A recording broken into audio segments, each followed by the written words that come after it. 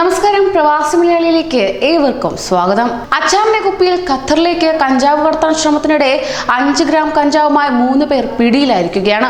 കഞ്ചാവ് plastic കവറിലാക്കി carbon paper കൊണ്ട് പൊതിഞ്ഞ ശേഷം അച്ചാർ കുപ്പിയിൽ അടച്ചു ഭദ്രമാക്കിയ നിലയിലായിരുന്നു കണ്ടെത്തിയത്.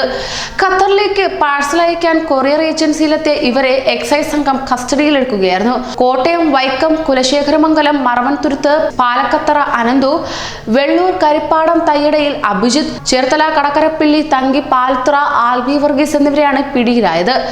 ഖത്തറിലുള്ള വൈക്കം സ്വദേശി ബാദുഷയുടെ ദോഹയിലെ മേൽവിലാസമാണ് കൊറിയറിൽ ഉൾപ്പെടുത്തിയിരുന്നത്. മുൻപും ബാദുഷയ്ക്ക് ഇത്തരത്തിൽ കഞ്ചാവ് അയച്ചിട്ടുണ്ടെന്ന് പ്രതികൾ മൊഴിയും നൽകിയിരുന്നു. അതോടൊപ്പം ഇതിന് സമാനമായ പല സംഭവങ്ങളും മുൻപ് നടന്നിട്ടുണ്ട്.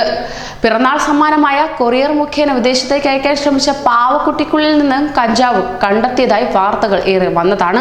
നെടുമ്പാശ്ശേരി വിമാനത്താവളം വഴി ഷാർജയിലേക്ക് കടത്താൻ ശ്രമിച്ച 30 പൊതികളിലായി 50 ഗ്രാമോളം കഞ്ചാവാണ് Aluva excise circle inspector Sojan സെബാസ്റ്റ്യന്റെ നേതൃത്വത്തിലുള്ളവർ കണ്ടെത്തിയത്.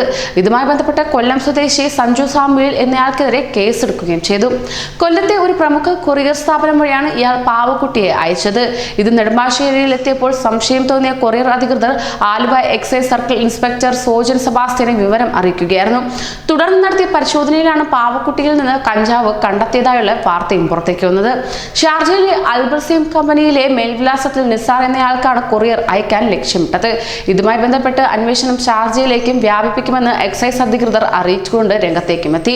ഇത്തരത്തിൽ കഞ്ചാവ് കടത്തൽ പല രീതിയിൽ പല വിധത്തിൽ നടന്നു വരികയാണ്. എന്തായാലും പിടിക്കപ്പെടുമെങ്കിൽ കടുത്ത ശിക്ഷ ലഭിക്കും എന്നുള്ളത് ഉറപ്പ് തന്നെ.